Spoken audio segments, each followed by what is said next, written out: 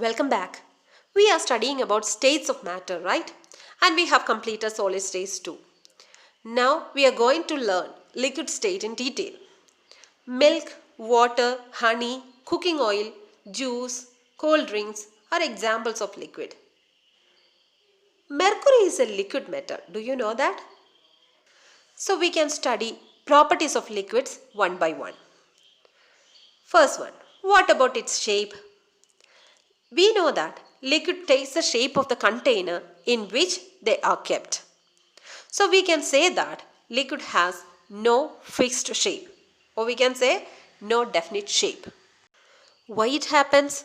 For knowing that, we need a close look on particles of liquids. The particles of liquids are not very closely arranged as particles of solids. So there is spaces between them and have weak force of attraction between these particles when comparing with the particles of solids. So the particles can move easily and take the shape of the container. Because of these two reasons, liquid can move freely or flow easily and change its shape. So they are not rigid and can be called fluids. But these particles, that is particles of liquids, cannot be spread throughout the container as gases do, because there is a force of attraction between particles of liquid even though these forces are weak. The particles in liquids are closely arranged as we compare with gases. So the liquids do not easily compress, that is liquid have negligible compressibility.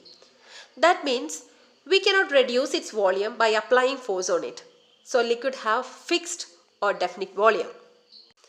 As particles of liquids are less closely arranged when comparing with the solids, the mass of liquid is lower than that of solids. So liquids are less dense than solids, as we know that the density is mass per unit volume. We know that solids and liquids can diffuse into liquids. For example, putting potassium permanganate crystal in water and ink, liquid ink in water. We can see diffusion of these two things, that is solid KMnO4 and liquid ink in water. We already did this activity in the previous video, no?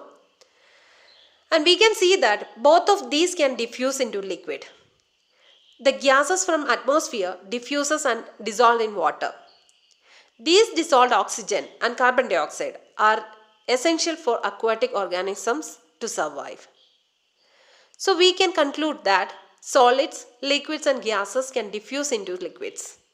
The rate of diffusion of liquid is higher than that of solid, since in liquid state particles move freely and have greater space between each other as compared to particles in the solid state.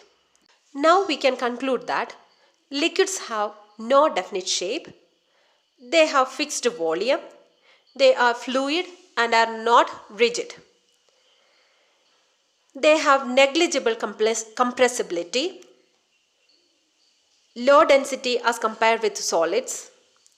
Particles of liquids are close together but not as close as the particles in the solid.